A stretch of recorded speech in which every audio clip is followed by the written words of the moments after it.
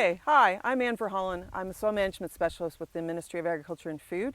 I'm based out of Ridgetown, but today we're in beautiful Elora at Farm Smart Expo, and one of the things I wanted to talk to you about was some cover crops. We're seeing a lot of growers using a variety of different cover crop mixes, and the real problem there in some ways is knowing exactly what you really have. So what we've got here is a display of different cover crops at a seedling and past seedling type stage. So let's take a look at a few of the common ones that are out there. So most people will start with a cover crop like oats. These ones are looking a little burnt because it's been quite hot, and this isn't typically when we would be trying to grow cover crop oats.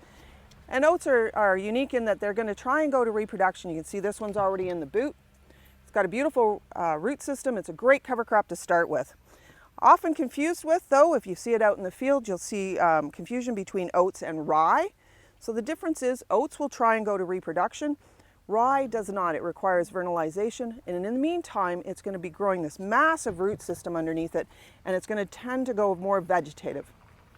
The other common grass that we would see out in cover crop mixtures right now, or in interseedings in corn, would be something like rye grass. So here's a seedling rye grass, and here's a more about a month and a half, 6 weeks old ryegrass. You can see that it's a little bit glossy, and that's really what the difference is. So this is annual ryegrass as opposed to cereal rye.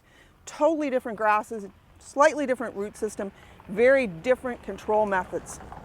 But important to see the difference and recognize them when they are in a mix, because that's going to change how you approach it for termination. Now let's take a look at some of our legumes. So we've got basic ones like clover.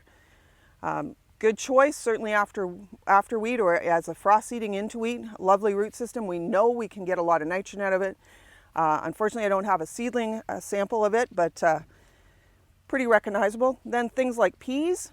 So this is peas that are about a month old. You can get some pretty good growth. They're not as happy in the summer. And the other thing is, with after wheat type seedings of cover crop mixtures, you kind of want to approach peas with a bit of care, because it's a larger seed. It's going to take a lot more moisture to get this baby going, and it's going to need to be planted to moisture. So you might have to hold off on some of those after wheat plantings. Now, vetch. Here's a lovely vetch. It's the kind of thing, it's a little bit smaller seed. It looks a lot like a pea seed, a little bit smaller, so it doesn't take quite as much moisture to get going, but very fragile and not very competitive early on. However, it rapidly goes from this to something like this. There's only about 2 weeks difference in this growth. So that's significant. Nice legume, a little bit harder to kill. Tremendous nitrogen potential from that one.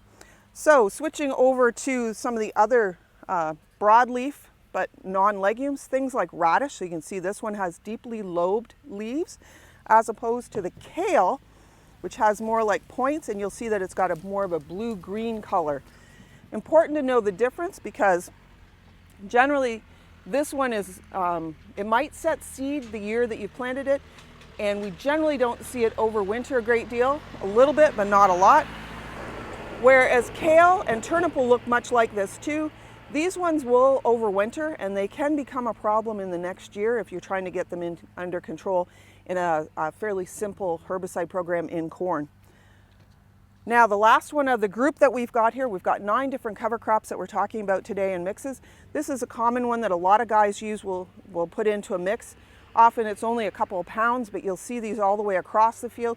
And this is a sunflower. It's got a different sort of root system. It's got a taproot, and it's really not related to anything else we're growing. And it tends to grow quite well under dry conditions.